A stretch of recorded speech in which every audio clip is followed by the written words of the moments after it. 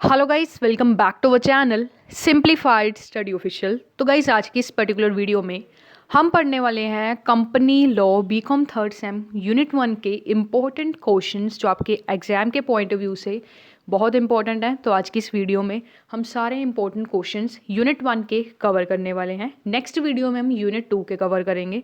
ठीक है, तो गाइस प्रीवियस ईयर में जिस तरीके से क्वेश्चन फ्रेम होके आए हैं एंड मुझे लगता है कि हाँ, इस बार ये क्वेश्चंस आ सकते हैं, वही क्वेश्चंस मैंने इस वीडियो में कवर करने की कोशिश करनी है। ठीक है, तो स्टार्ट करते हैं। सबसे पहले तो वीडियो को लाइक कर दो एंड इस वीडियो को शेयर कर दो अपने फ्रेंड्स तक। ठीक है, तो स्टार्ट करते हैं।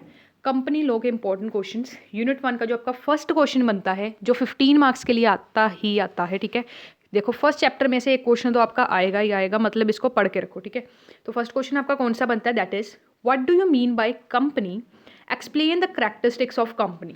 कंपनी क्या है और क्या इसके कैरेक्टरिस्टिक्स है। तो पहला, कंपनी क्या है, एक लीगल एंटिटी है जिसमें ग्रुप ऑफ पर्सन्स होते हैं जो किसी बिजनेस एक्टिविटीज़ के लिए या किसी प्रोफेशनल या इंडस्ट्रियल एक्टिविटीज़ के लिए इकट्ठे होते हैं और उनका जो मेन मोटिव होता है वो प्रॉफिट होता है। अब जो कंपनी है ये भी दो तरीके की होती हैं। कुछ कंपनीज ऐसी होती हैं जिनका मेन मोटिव क्या होता है, प्रॉफिट, पर कुछ कंपनीज ऐसी होती हैं जो नॉट फॉर प्रॉफिट होता है। ठीक है, मतलब उनका वेलफेयर ही बेसिकली टारगेट होता है, प्रॉफिट मोटिव नहीं होता। अब जो कंपनीज हैं ये आपकी टू पार्ट्स में डिवाइड होती हैं। पहला है प्राइवेट लिमिटेड कंपनी और दूसरा है पब्लिक लिमिटेड कंपनी, और पार्टनरशिप भी होती है। ठीक है, अब जो आपकी प्राइवेट लिमिटेड कंपनी है एंड पब्लिक लिमिटेड कंपनी है, ये वीडियो में आगे मैं आपको ना इसके बारे में बताऊंगी। ठीक है, पूरा डिफरेंस का एक क्वेश्चन कराऊंगी, उसमें एकदम समझ आ जाएगा। अब हमने पढ़ लिया कि कंपनी का मीनिंग होता क्या। अब हम पढ़ेंगे कि क्या कैरेक्टरिस्टिक्स होते हैं एक पर्टिकुलर कंपनी के। तो पहला जो है characteristics, that is legal entity. अब कंपनी है एक सेपरेट लीगल एंटिटी है। ठीक है, एंड जो मतलब इस पर कोई स्यू भी कर सकता है, इसके अंदर कोई कॉन्ट्रैक्ट भी आ सकता है। मतलब एक जो कंपनी है ये एक आर्टिफिशियल पर्सन होता है। ठीक है, नेक्स्ट है लिमिटेड लाइबिलिटी। अब जो शेयर होल्डर्स और मेंबर्स है कंपनी के, ये पर्सनली किसी भी लाइबिलिटी, जो भी कंपनी को डेट के लिए ये क्या होंगे, लाइबल नहीं होंगे, बट इनकी कुछ लिमिटेड लाइबिलिटी होती है। नेक्स्ट है परपेचुअल सक्सेशन। अब कंपनी की जो एग्जिस्टेंस है, मतलब कंपनी की जो लाइफ है ना, हम ये नहीं बता सकते ये 2 साल कंपनी चलेगी, ये 3 साल चलेगी। ठीक है, हम ये सोचते हैं कि कॉन्टिन्यूस रहेगी। ठीक है, मतलब इसकी जो लाइफ है वो क्या रहेगी, इनफाइनाइट रहेगी। ठीक है, अगर मान लो कंपनी में 50 लोग हैं, ठीक है, 50 जने हैं, या फिर मान लो कंपनी में जितने भी जाने हैं, 2 पर्सन या एक पर्सन रिटायर हो जाता है और एक की डेथ हो जाती है, क्या कंपनी बंद होगी? नहीं होगी। अगर कोई पर्सन इंसॉल्वेंट भी हो जाता है तो कंपनी बंद नहीं होगी। कंपनी का क्यों नहीं बंद होगी? क्योंकि कंपनी की परपेचुअल सक्सेशन है। ठीक है, ये अपना जो काम है ये ऑपरेट करती रहेगी जब तक ये फुल्ली डिजॉल्व नहीं होती। नेक्स्ट है ओनरशिप एंड कंट्रोल। अब जो ओनरशिप है ना कंपनी की ओनरशिप किसके पास होती है? कंपनी के मेरे आपको पता है छोटे छोटे शेयर्स जो हैं वो बनाए होते हैं कंपनी ने, एंड वो बाय एंड सेल कर सकते हैं मार्केट में। तो शेयर होल्डर्स जो होते हैं वो ओनर होते हैं कंपनी के, बट जो कंट्रोल एंड मैनेजमेंट होता है ना कंपनी का, वो किसके हाथ में होता है? बोर्ड ऑफ डायरेक्टर्स के हाथ में होता है। अब जो ये बोर्ड ऑफ डायरेक्टर्स हैं, इसे कौन अपॉइंट करते हैं या कौन इलेक्ट करते हैं? शेयर होल्डर्स करते हैं। ठीक है, ओनर्स कौन होते हैं? Share holders. और कंट्रोल एंड मैनेजमेंट कंपनी का किसके पास होता है? बोर्ड ऑफ डायरेक्टर्स के पास। नेक्स्ट है ट्रांसफरेबिलिटी ऑफ शेयर्स। अब जो मैनी कंपनीज हैं, चाहे वो पब्लिक हों, जो शेयर्स हैं वो फ्रीली बाय एंड सेल कर सकते हैं। ठीक है, जिसमें ओनरशिप को चेंजेस वगैरह कर सकते हो, जो लिक्विडिटी प्रोवाइड करती है इन्वेस्टर्स को। ठीक है, पब्लिक कंपनी के केस में। नेक्स्ट है सेपरेट प्रॉपर्टी। अब जो कंपनी है उसके मतलब कंपनी एक आर्टिफिशियल पर्सन है in the I of law, and उसके पास एक प्रॉपर्टी होती है in its own name, separate from the property of its member. इसमें टेंजिबल एसेट्स जैसे कि रियल एस्टेट, इक्विपमेंट, जैसे आपने सुना होगा ना रिलायंस कंपनी की इतनी प्रॉपर्टीज़ हैं। ठीक है, या फिर मतलब रिलायंस कंपनी मान लो उसकी कैपिटल इतनी है, इतने शेयर्स हैं, मतलब एक कंपनी एक आर्टिफिशियल पर्सन है। नेक्स्ट है रेगुलेटेड बाय लॉ। जो कंपनीज़ हैं ये इनको रूल्स एंड रेगुलेशन लॉ के अंदर काम करना पड़ता है। अब जो ये लॉ हैं ये कंट्री टू कंट्री डिफरेंट होते हैं। इंडिया की अगर बात करें, कंपनीज एक्ट 2013 के अंदर सारी चीज़ें चलती हैं। ठीक है, उसके अंदर रजिस्टर करवाना होता है, सारे rules and regulation provision company को फॉलो करनी पड़ती है। नेक्स्ट है ability to raise capital. Company अपनी कैपिटल को रेज कर सकती हैं, जिसमें वो शेयर्स, बॉन्ड्स को इशू कर सकते हैं, जिससे अपनी फाइनेंस को वो एक्सपैंड यानी कि बढ़ा सकते हैं, डेवलप कर सकते हैं। ठीक है, अपने ऑपरेशंस को बढ़ा सकते हैं। नेक्स्ट है मैनेजमेंट स्ट्रक्चर। अब जो कंपनी है, कंपनी में boards of director, manager, executive, employees, ठीक है, एंड उनकी कुछ स्पेसिफिक रूल्स एंड रिस्पॉन्सिबिलिटीज़ होती हैं अंडर द लॉ, ठीक है। नेक्स्ट आपका क्वेश्चन बनता है, साथ साथ मैं बताती जाऊंगी कि आपका जो क्वेश्चन है ये कितने मार्क्स के लिए बनता है, जिसके लिए आप तैयारी कर सको। तो ये जो है आपका नेक्स्ट 5 मार्क्स के लिए क्वेश्चन इंपॉर्टेंट है, व्हाट इज कॉर्पोरेट वेल, ठीक है, ये भी कई बार आया हुआ है।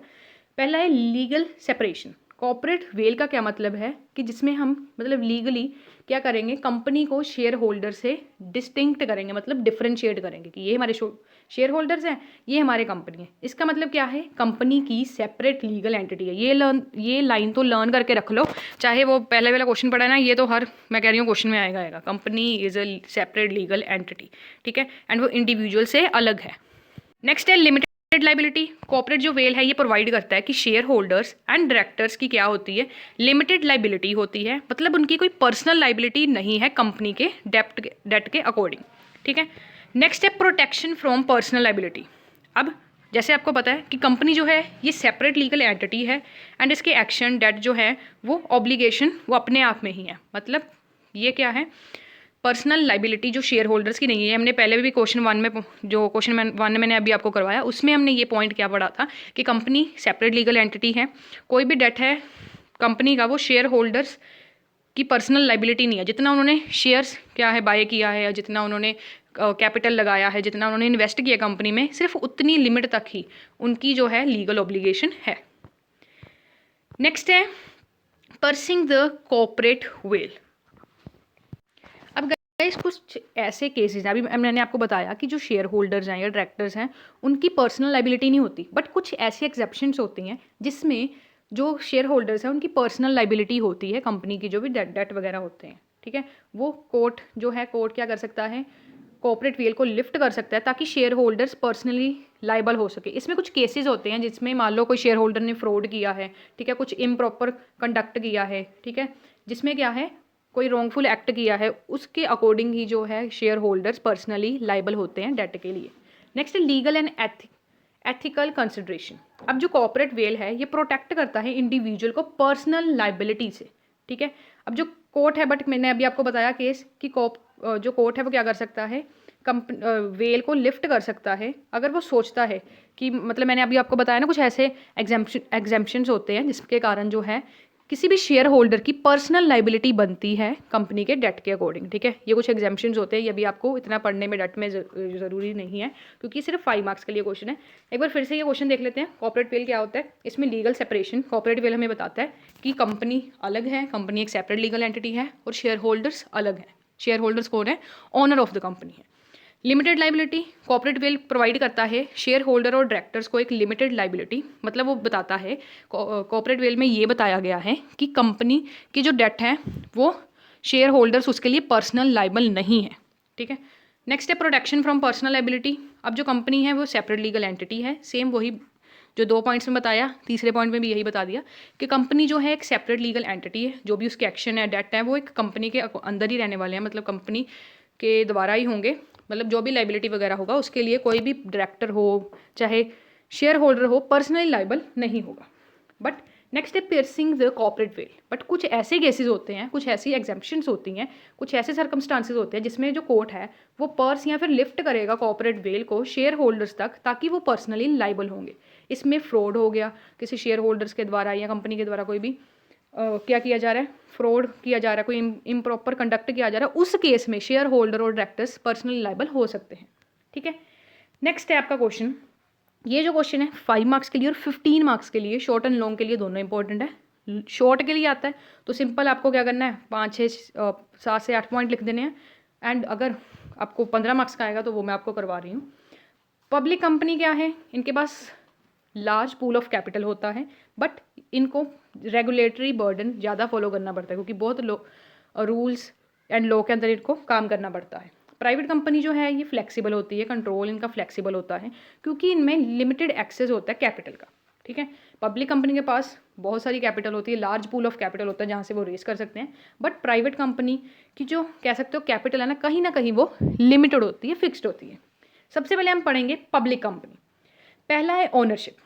अब ओनरशिप जो है, owned by many person who by shares on stock market.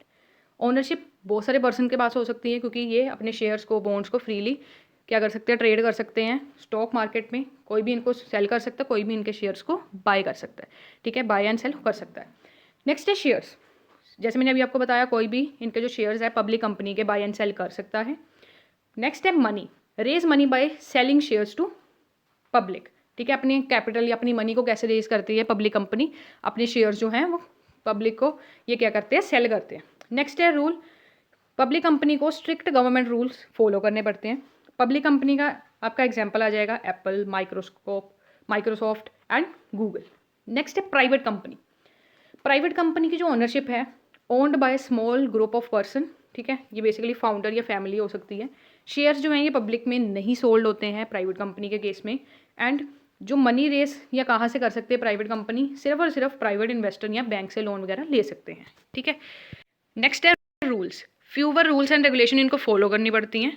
Example Kargil, ठीक है। नेक्स्ट है पब्लिक वर्सेस प्राइवेट कंपनी, ठीक है, तो ये मैंने टी फॉर्म में भी आपको करवा दी है। पहला है owned by share holders. Public company जो है ओपन मार्केट में अपने शेयर सेल कर सकती हैं, प्राइवेट कंपनी नहीं कर सकती, ठीक है।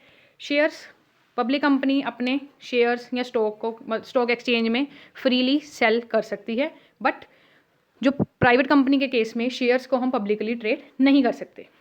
पब्लिक कंपनी के केस में जो हम कैपिटल है वो रेज कर सकते हैं, जिसमें हम न्यू शेयर्स को इशू कर सकते हैं, बॉन्ड्स को क्या कर सकते हैं, सेल कर सकते हैं मार्केट में। बट प्राइवेट कंपनी के केस में ये हम जो शेयर्स वगैरह सेल नहीं कर सकते मार्केट में। नेक्स्ट है रेगुलेशन।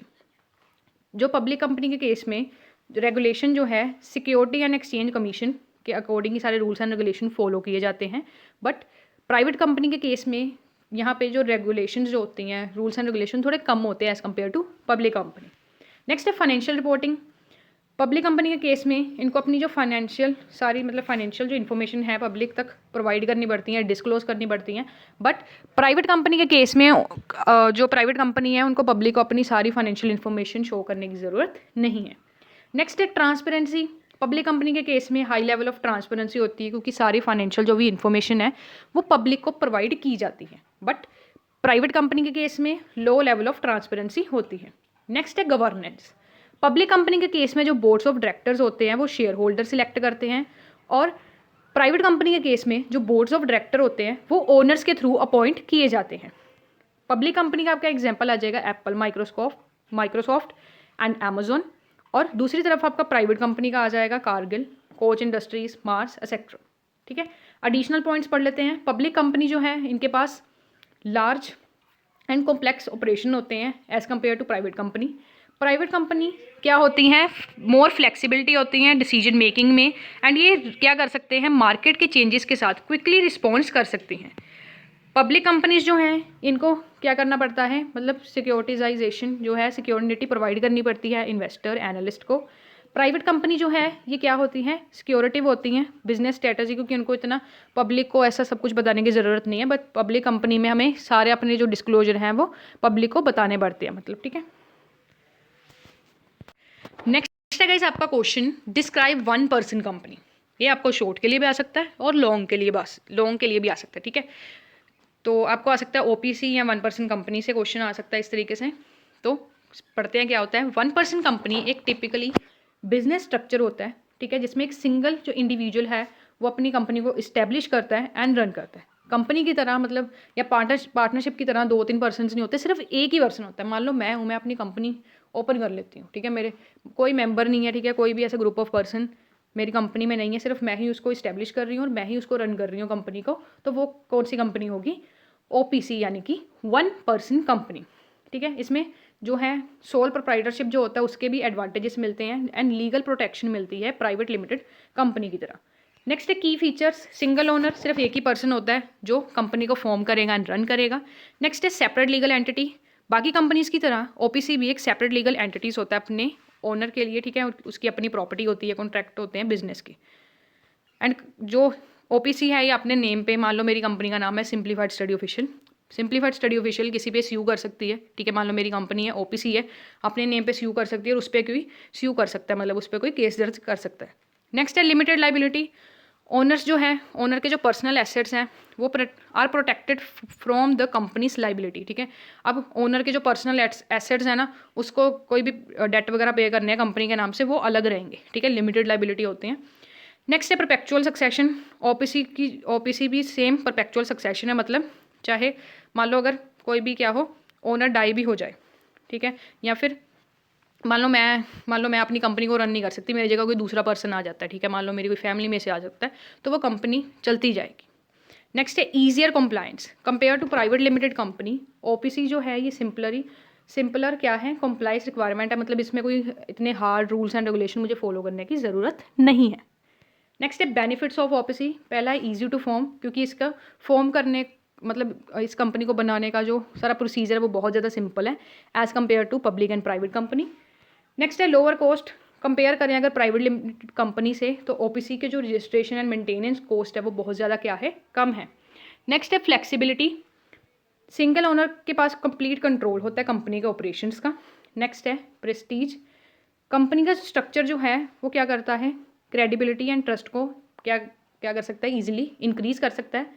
नेक्स्ट है टैक्स बेनिफिट। कुछ केसेस में ओपीसी जो है वो टैक्स बेनिफिट्स उसको मिलते हैं एज़ कम्पेयर टू, मतलब ओपीसी को ज़्यादा मिलते हैं। लिमिटेशंस क्या है, कैपिटल कंस्ट्रेंट है। अब देखो पब्लिक कंपनी लगा लो, पब्लिक कंपनी के पास मान लो कैपिटल नहीं है, पैसा नहीं है, उसको किसी चीज़ में इन्वेस्ट करना है, वो क्या करेगी, अपने शेयर्स इशू कर देगी, उसके बाद उनके पास कैपिटल आ जाएगी। बट ओपीसी में सिर्फ एक ही पर्सन है, ठीक है, तो कैपिटल जितनी उसके पास है वो उसके साथ ही चलेगा। नेक्स्ट है ग्रोथ रिस्ट्रिक्शन, क्योंकि कंपनी जो है कंपनी ग्रो करेगी, उसको हम जब मान लो मेरी कंपनी ज़्यादा ग्रो कर गई, तो अब मुझे ओपीसी से उसको प्राइवेट कंपनी में कराना पड़ेगा, कन्वर्ट कराना पड़ेगा। नेक्स्ट है नॉमिनी रिक्वायर। अब जो ओनर है वो एक नॉमिनी को क्या करेगा, अपॉइंट करेगा। मान लो मेरी कंपनी है, ओपीसी है, ठीक है, मेरी कंपनी चल रही है, मान लो मैं इंसॉल्वेंट हो जाती हूँ या मैं इनकैपेबल हो जाती हूँ कि मैं अपनी कंपनी रन नहीं कर सकती, उस केस में जिस नॉमिनी का मैंने नेम लिखा है ना, वो इस कंपनी का ओनर बन जाएगा। जैसे हम बैंक अकाउंट खुलवाते हैं, वो पूछते हैं नॉमिनी का नेम बताओ। नॉमिनी का नेम क्यों पूछते हैं, मान लो अगर हमारी कहीं डेथ हो जाती है, ठीक है, या फिर मान लो तो क्या होगा, जो हमारे जो भी पैसे हैं, जो भी अकाउंट है, वो किसको ट्रांसफ़र किया जाएगा, नॉमिनी को किया जाएगा, ठीक है। तो इसमें नॉमिनी सबसे पहले हमें चूज़ करना पड़ता है। नेक्स्ट है ओवरऑल अगर हम देखें, ओपीसी एक सुटेबल ऑप्शन है इंडिविजुअल के लिए जो अपना बिजनेस स्टार्ट करना चाहते हैं एंड बेनिफिट उठाना चाहते हैं कंपनी के स्ट्रक्चर का without any complexity of partnership, ठीक है। ये हमें बैलेंस प्रोवाइड करता है, फ्लेक्सिबिलिटी एंड लीगल जो प्रोटेक्शन है वो प्रोवाइड करता है। नेक्स्ट है आपका क्वेश्चन, हु इज़ प्रमोटर।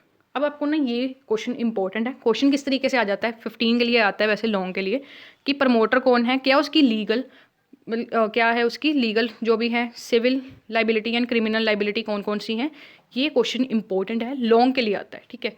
तो प्रमोटर क्या है, एक ऐसा पर्सन है जो कंपनी को फॉर्म करने के इनिशिएट करता है, मतलब कंपनी को फॉर्म करना, मतलब कंपनी को बनाना स्टार्ट करता है, ठीक है। इसमें प्रीलिमिनरी स्टेजेस होती हैं जिसमें वो कंपनी को फॉर्म करता है। सबसे पहले क्या करेगा, सबसे पहले जो प्रमोटर है वो आइडेंटिफाई करेगा कि मान लो इस पर्टिकुलर मार्केट में या इस पर्टिकुलर देश में कोई बिजनेस अपॉर्चुनिटी है। उसके बाद वो क्या करेगा, memorandum and article of association क्या करेगा, ड्राफ्ट करेगा। मेमोरेंडम ऑफ एसोसिएशन पे भी मैंने वीडियो बना रखी है, लिंक डिस्क्रिप्शन में, वो एक बार देख लेना। नेक्स्ट है obtaining necessary approval and licence. सबसे पहले उसने बिजनेस अपॉर्चुनिटी देखी। मान लो अगर इंडिया की बात कर रही हूँ, मान लो आज से 10 साल पहले की बात कर रही हूँ या 5 साल पहले की बात कर रही हूँ, मैं क्या करती हूँ, मैं देखती हूँ कि यहाँ पे ना मैं ई व्हीकल बना सकती हूँ, ठीक है, इलेक्ट्रॉनिकल जो व्हीकल्स है वो बना सकती हूँ। सबसे पहले मैं देखूँगी इंडिया में सबसे बढ़िया जगह कौन सी है जहाँ पे मैं अपना जो है प्रोडक्शन एरिया सेट कर सकूँ, मतलब जहाँ पे मैं अपना सारा प्रोडक्शन का देखूँ, ठीक है, कैसे व्हीकल बन रहा है। तो सबसे पहले मैं वो सिलेक्ट करूँगी, फिर मेमोरेंडम एंड आर्टिकल एसोसिएशन जो है वो प्रिपेयर किया जाएगा प्रमोटर के थ्रू, एंड उसके बाद जो भी मुझे अप्रूवल या लाइसेंस चाहिए, ठीक है, ईवी कंपनी को ओपन करने के लिए, वो मैं सारा लूँगी गवर्नमेंट से। उसके बाद मुझे कैपिटल चाहिए होगी, कैपिटल को जिस तरीके से मैंने रेज करना है वो करूँगी। उसके बाद डायरेक्टर्स को अपॉइंट किया जाऊँगा, एंड उसके बाद कंपनी की जो फर्स्ट बोर्ड मीटिंग है उसको ऑर्गेनाइज़ किया जाएगा, ठीक है। अब नेक्स्ट क्वेश्चन आपका जैसे बन जाता है, legal position of promoter. Company act के अंदर 2013 के अंदर सेक्शन 2 सबसेक्शन 69 के अंदर, ठीक है, प्रमोटर की क्या क्या लीगल पोजीशन है। नेक्स्ट नंबर 1 है नेम्ड इन द प्रोस्पेक्टस।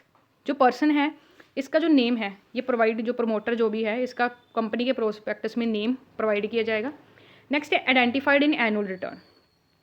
अब प्रमोटर एक ऐसा पर्सन है जिसको कंपनी की जो एनुअल रिटर्न है अंडर सेक्शन 92 के अंदर इसको क्या किया जाएगा, डिस्क्लोज किया जाएगा। नेक्स्ट है exercising control, a person who directly or indirectly control the companies affair whether as a shareholder, director or otherwise. ठीक है, अब हम क्या करेंगे, प्रोस्पेक्टस में कोई भी पर्सन है, चाहे वो डायरेक्टली चाहे वो इनडायरेक्टली, प्रमोटर की अगर हम बात करें, कंपनी के अफेयर्स में काम कर रहा है, चाहे वो शेयर होल्डर हो, डायरेक्टर हो या कोई भी पर्सन हो, उसका नेम भी हम प्रोस्पेक्टस में प्रोवाइड करेंगे। नेक्स्ट है इन्फ्लुएंसिंग बोर्ड डिसीजन। अब कोई भी पर्सन अगर एडवाइस करता है, डायरेक्शन प्रोवाइड करता है कंपनी के जो बोर्ड ऑफ डायरेक्टर हैं, उसे भी हम प्रमोटर ही कहेंगे। ठीक है, उसका भी नेम हम जो भी है प्रोस्पेक्टस में प्रोवाइड किया जाएगा। नेक्स्ट है लीगल लाइबिलिटी ऑफ प्रमोटर। ठीक है, अब जो प्रमोटर है उसका बहुत ही इंपॉर्टेंट रोल है कंपनी को बनाने वक्त, तो इसकी कुछ लाइबिलिटीज़ बनती हैं। पहला है सिविल लाइबिलिटी। अब प्रोस्पेक्टस आपको पता है, जिसमें कंपनी के बारे में लिखा होता है, कंपनी क्या करेगी, कैसे पैसा कमाएगी, क्या उसकी शेयर कैपिटल रहेगी। ठीक है, तो ये सारी चीज़ें लिखी होती है प्रोस्पेक्टस में। अगर प्रोस्पेक्टस में कुछ हम गलत मिस रिप्रेजेंट कर देते हैं, ठीक है, मान लो कैपिटल कुछ भी ऐसा बता देते हैं, कंपनी को ऑपरेशन के बारे में गलत बता देते हैं, तो उस केस में जो प्रमोटर है ना, वो सिविल लाइबिलिटी उसकी बन जाएगी। पहला है मिस रिप्रेजेंटेशन इन प्रोस्पेक्टस। जो प्रमोटर है वो लाइबल होगा अगर कोई भी स्टेटमेंट जो है प्रोस्पेक्टस में लिखी हुई है वो अनट्रू है, ठीक है, एकदम गलत है, तो उसके लिए भी कौन लाइबल होगा, प्रमोटर। नेक्स्ट है नॉन डिस्क्लोजर। अगर कोई भी मटीरियल इन्फॉर्मेशन प्रोस्पेक्टस में हम नहीं प्रोवाइड कर पाए, मान लो मैंने बताना था कि हमारी कंपनी मान लो 5 तरीके से पैसा कमाती है, मैंने क्या किया, सिर्फ 2 तरीके बता दिए, बाकी 3 तरीके मैं फ्रॉड से पैसा कमा रही थी हमारी कंपनी, वो मैंने डिस्क्लोज ही नहीं किए।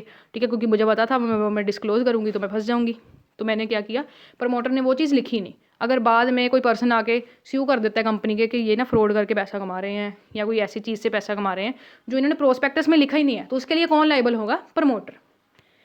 नेक्स्ट है ब्रीच ऑफ ड्यूटी। अगर प्रमोटर की जो भी ड्यूटी बनती है कंपनी के अकॉर्डिंग या अपने शेयर होल्डर के अकॉर्डिंग, अगर वो उस ड्यूटी को अच्छी तरीके से नहीं कर पाता है, तो उस केस में भी सिविल लाइबिलिटी बनती है किसकी, प्रमोटर की। नेक्स्ट है क्रिमिनल लाइबिलिटी। क्रिमिनल लाइबिलिटी में अगर मान लो कोई भी फ्रॉड मिसरिप्रेजेंटेशन प्रोवाइड की जाती है प्रोस्पेक्टस में, उसके कारण क्या होगा, प्रमोटर को कोई क्रिमिनल जो चार्जेस है वो पे करने पड़ेंगे। ठीक है, नेक्स्ट है guys non compliance with regulation. अगर मान लो कंपनी की कोई भी प्रोविज़न वगैरह है, ठीक है, या फिर कोई भी कंपनी एक्ट 2013 के अंदर कोई भी प्रोविज़न थी जो प्रमोटर उसके अंदर काम नहीं कर पाता, कोई भी रूल्स एंड रेगुलेशन थी, या कोई भी ऐसा मान लो कोई भी हमें कोई कह सकते हो कोई लाइसेंस लेना था कंपनी से, कंपनी के लिए मान लो कंपनी ने कोई ऐसा काम करना था, कंपनी के लिए हमने लाइसेंस लेना था गवर्नमेंट से, वो हमने लिया नहीं। उसके अलावा अगर कंपनी काम कर रही है, मान लो वो लाइसेंस गवर्नमेंट से लेना बहुत ज़्यादा ज़रूरी था, उसके अगर वो लाइसेंस हमारे पास नहीं है तो उसके अलावा हम काम ही नहीं कर सकते। बट क्या हम प्रमोटर ने क्या किया, लाइसेंस वगैरह वो लिया नहीं, सीधा जो है बिजनेस की एक्टिविटी स्टार्ट कर दी, तो उस केस में जो प्रमोटर है ना उसकी क्या बनती है, क्रिमिनल लाइबिलिटी बनती है। ठीक है, तो ये गाइस क्वेश्चन है, इंपॉर्टेंट है, आपको पूछ लेते हैं कि प्रमोटर क्या है, क्या उसकी सिविल लाइबिलिटीज़ बनती हैं, ठीक है, क्या क्रिमिनल लाइबिलिटी बनती है, और क्या उसकी जो है ड्यूटी बनती है। ठीक है, मतलब लीगल जो ड्यूटी मैंने अभी आपको कराई ये बन जाती है। ठीक है, तो नेक्स्ट हमारा क्वेश्चन है what is article of association. ठीक है, एक मेमोरेंडम ऑफ एसोसिएशन और उसके क्लोजेस, ये भी बहुत इंपॉर्टेंट क्वेश्चन है। ठीक है, 15 के लिए आ जाता है, तो अभी पढ़ते हैं आर्टिकल ऑफ एसोसिएशन। इसको पढ़ने से पहले गाइस अगर चाहते हो कि मैं यूनिट 2 की जो वीडियो है वो अपलोड करूँ, ठीक है, यूनिट 2 के इंपॉर्टेंट क्वेश्चन की वीडियो अपलोड करूँ, और जो थोड़े बहुत क्वेश्चन रहते हैं यूनिट 1 के अगर वो नेक्स्ट वीडियो में अपलोड करूँ, तो उसके लिए गाइस आपको क्या करना पड़ेगा, जो लाइक्स हैं वो 50+ कर दो, क्योंकि मुझे पता चलेगा कि हाँ स्टूडेंट्स को समझ आ रहा है जो मैं पढ़ा रही हूँ, तभी मैं आपके लिए वो वीडियो बनाऊंगी, अदरवाइज़ वो यूनिट 2 की वीडियो नहीं आने वाली है। ठीक है, तो फटाफट से जो लाइक्स की काउंटिंग है वो 50+ कर दो, फटाफट से सारे वीडियोस को ये वीडियो को लाइक कर दो एंड अपने फ्रेंड्स तक शेयर कर दो। जितनी ज़्यादा शेयर करोगे, जितनी ज़्यादा लाइक करोगे, उतनी मैं जल्दी से जल्दी आपके लिए वो वीडियो लाऊंगी। स्टार्ट करते हैं हमारा next question, articles of association. तो आर्टिकल ऑफ एसोसिएशन क्या होता है, बेसिकली एक रूल बुक होती है, कंपनी ना ये रूल्स लिखे हुए हैं, इसके अंदर ही सारा काम करेगी, मतलब कंपनी किस तरीके से वर्क करेगी, ठीक है, क्या उसके रूल्स एंड रेगुलेशन फॉलो किए जाएंगे, कंपनी के अंदर जो भी डायरेक्टर्स हैं या कोई भी पर्सन है जो वर्क कर रहा है, क्या उसकी ड्यूटीज़ बनेगी, क्या उसकी रिस्पॉन्सिबिलिटीज़ होंगी, क्या उस पर्सन की लाइबिलिटी होगी, सारा आर्टिकल ऑफ एसोसिएशन में लिखा होता है। ठीक है, जैसे आप एग्जाम देने जाते हो, फर्स्ट फ्रंट पेज में जिसमें आप रोल नंबर वगैरह लिखते हो, पीछे लिखा होता है कि ये पेन से आपको यूज़ करने हैं, ये जो बेसिकली फॉर्म है ये आपको फिल करना है। मतलब एक में आप रोल नंबर लिखते हो, ठीक है, एक में आप क्या करते हो सीधा जो भी आपका एग्जाम का कोड है, ठीक है, एग्जाम सेंटर का कोड है वो लिखते हो। बट जो मार्क्स वाला जो सेक्शन होता है वो आप क्या करते हो, खाली छोड़ते हो। नीचे लिखा होता है ना आपको एक, मतलब एक कह सकते हो एक गाइडलाइंस दी गई होती हैं कि ये आपको करना है। उसी तरीके से आर्टिकल ऑफ एसोसिएशन में कंपनी के बारे में बताया जाता है कि कंपनी किस तरीके से पैसा कमाएगी, ठीक है, बेसिकली क्या क्या रूल्स एंड रेगुलेशन को फॉलो करेगी, और साथ ही साथ क्या क्या उस पर्सनस जो भी पर्सनस वर्क कर रहे हैं क्या उनकी रिस्पॉन्सिबिलिटीज़ बनती हैं, ठीक है। अब कौन कौन से कंपोनेंट है आर्टिकल ऑफ एसोसिएशन में। पहला है शेयर कैपिटल। अब आर्टिकल ऑफ एसोसिएशन में ये बताया जाता है कंपनी की शेयर कैपिटल कितनी होगी, कितने टाइप्स ऑफ वो शेयर इशू करेगी, ठीक है, कितने वो इशू कर चुके हैं और कितने करेगी, क्या क्या राइट्स हैं, ठीक है, मतलब जो भी शेयर होल्डर्स के क्या क्या राइट्स होने वाले हैं वो सब बताएंगे। नेक्स्ट है डायरेक्टर्स एंड मैनेजमेंट। अब आर्टिकल ऑफ एसोसिएशन के इस सेक्शन में बताया जाएगा कि डायरेक्टर्स की क्या पावर, ड्यूटीज़, रिस्पॉन्सिबिलिटीज़ हैं, ठीक है। Appointing and removing of directors किस तरीके से होंगे, ठीक है, किस तरीके से डायरेक्टर को इलेक्ट किया जाएगा, बोर्ड मीटिंग का क्या प्रोसीजर है, डिसीजन मेकिंग का क्या प्रोसीजर है, ठीक है। नेक्स्ट है शेयर होल्डर के राइट। इसमें बताया जाएगा इस सेक्शन में कि शेयर होल्डर के क्या राइट्स है, वोटिंग राइट है या नहीं, डिविडेंड राइट है, ठीक है, कौन कौन से प्रोसीजर है जनरल मीटिंग में, शेयर होल्डर के रेजोल्यूशन का क्या सारा सिस्टम है, सब कुछ बताया जाएगा। नेक्स्ट है फाइनेंशियल मैटर।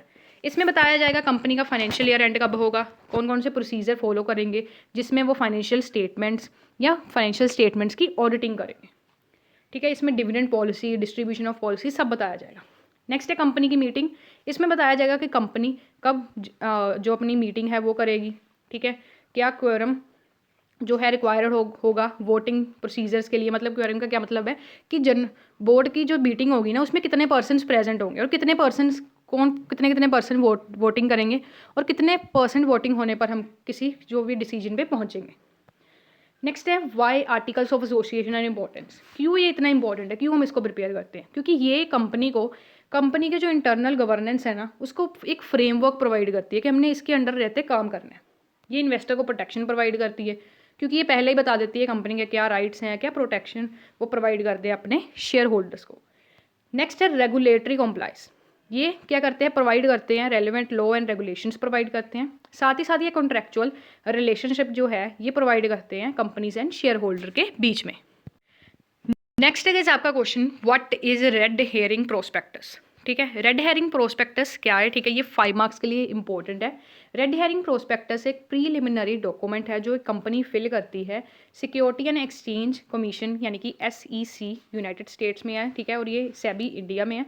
मतलब यूनाइटेड स्टेट में SEC के अंदर रेड हेयरिंग प्रोस्पेक्टस को फिल किया जाता है, बट इंडिया का हम कर रहे हैं तो सेबी के अंदर ये किया जाता है, ठीक है। एंड इसमें इनिशियल पब्लिक ऑफरिंग हमें प्रोवाइड करनी पड़ती है। इसमें सारी डिटेल्स होती हैं कंपनी के बिजनेस के बारे में, क्या उसके फाइनेंशियल और फ्यूचर प्लान्स हैं, ठीक है। बट इसमें ऑफर प्राइस वगैरह कुछ नहीं बताया जाता कि कितने नंबर ऑफ शेयर जो है वो प्रोवाइड करेंगे, क्या उसका प्राइस होने वाला है, ये चीज़ें इसमें नहीं बताई जाती।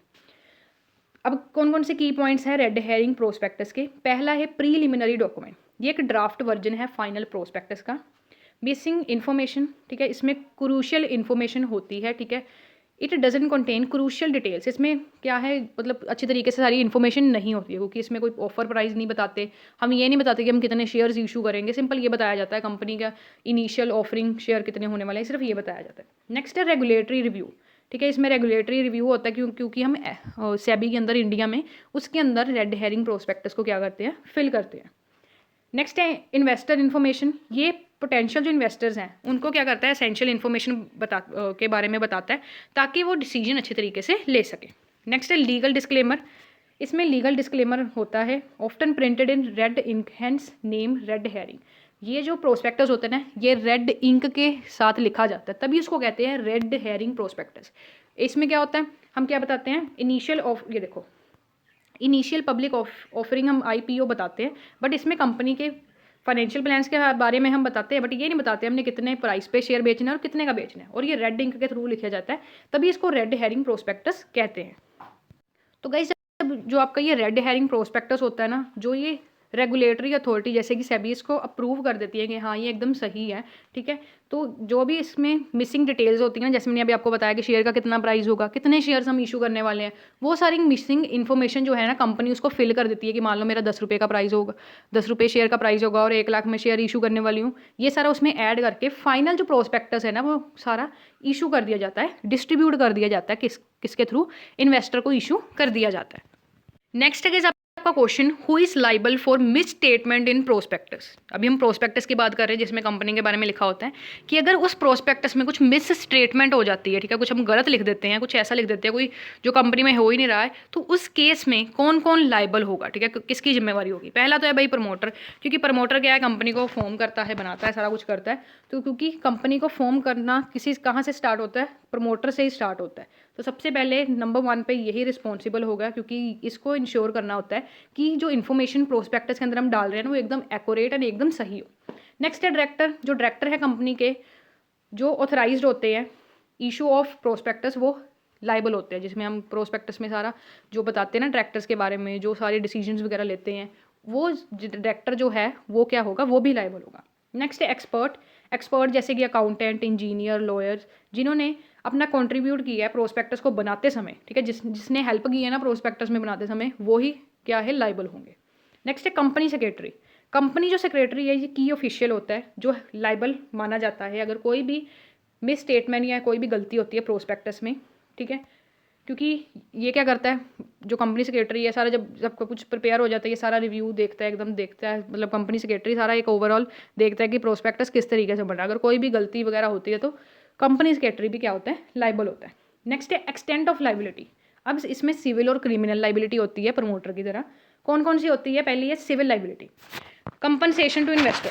अगर मान लो कोई ऐसी चीज़ प्रोस्पेक्टस में लिखी थी जिसके कारण इन्वेस्टर को कोई भी नुकसान हुआ है, कोई भी लॉस हुआ है, उस केस में क्या है, कंपनी इन्वेस्टर को कंपनसेशन प्रोवाइड करेगी। नेक्स्ट है रिसेशन ऑफ कॉन्ट्रैक्ट। अब मान लो क्या किया जाएगा, अगर इन्वेस्टर ने मान लो कंपनी में क्या कर दिया, इन्वेस्ट कर दिया, और प्रोस्पेक्टस में तो कुछ गलत लिखा था, या कोई भी कंपनी के प्रोसीजर या कंपनी की प्रॉफिट के कह सकते हो कितने % शेयर होल्डर्स को देना, सारा कुछ गलत लिखा होता है। उस केस में जो है कंपनी क्या करेगी, उसकी इन्वेस्टमेंट का सारा पैसा क्या करेगी, इन्वेस्टर को वापस करेगी या उसको कंपनसेशन प्रोवाइड करेगी। नेक्स्ट है क्रिमिनल लाइबिलिटी। क्रिमिनल लाइबिलिटी के अंदर क्या आ जाएगा, इम्पर्सनमेंट, जेल। अगर कोई भी ऐसा फ्रॉड मिस रिप्रेजेंटेशन लिखी होती है, ठीक है, कुछ ऐसा लिखा होता है जिसके मतलब उस केस में क्या होगा, जो ये सारे पर्सन है ना भाई हमने बताया, प्रमोटर हो गया, कंपनी सेक्रेटरी हो गया, डायरेक्टर हो गया, इन सभी को क्या हो सकती है, जेल तक हो सकती है। नेक्स्ट है फाइन, इनको फाइन हो सकता है, ठीक है, अगर कोई भी ऐसा फ्रॉड वगैरह या कोई भी गलती प्रोस्पेक्टस में होती है, उस केस में जो है इन सभी को जो भी लाइबल हैं मिस रिप्रेजेंटेशन ऑफ प्रोस्पेक्टस के लिए, उनको क्या हो सकती है, जेल भी हो सकती है और फाइन भी हो सकता है, ठीक है। तो ये अभी तक हमने यूनिट 1 के क्वेश्चंस कर लिए। 1-2 जो रहते हैं वो नेक्स्ट आने वाली वीडियो में करेंगे। उसके लिए कमेंट में लिखो कि यस मैम यूनिट 2 की वीडियो चाहिए आपको। और साथ ही साथ गाइस आपको क्या करना है, लाइक्स की काउंटिंग 50+ कर देनी है, तभी मैं जितनी जल्दी मेरी वीडियो को 50 लोगों तक शेयर करोगे, या मतलब जितनी जल्दी मेरी वीडियो को ज़्यादा से ज़्यादा शेयर करोगे और इस वीडियो के लाइक्स की काउंटिंग को 50+ कर दोगे, 51 जब हो जाएगा ना, तभी मैं यूनिट 2 की वीडियो डाल दूँगी, ठीक है। तो आज की इस वीडियो में इतना ही, ठीक है। मैंने बाकी जो आपका कंपनी लो के इंपॉर्टेंट क्वेश्चंस हैं मैंने वैसे भी बता रखे हैं, सारे चैप्टर वाइज यूनिट 2 के वाइज भी बता रखे हैं, उसका लिंक डिस्क्रिप्शन में मिल जाएगा। बाकी इंपॉर्टेंट क्वेश्चंस आंसर के साथ यूनिट 2 के मैं नेक्स्ट वीडियो में कराऊंगी। उसके लिए लाइक्स फटाफट से कंप्लीट कर दो एंड वीडियो को फटाफट से शेयर कर दो। आज की इस वीडियो में इतना ही। Thanks for watching.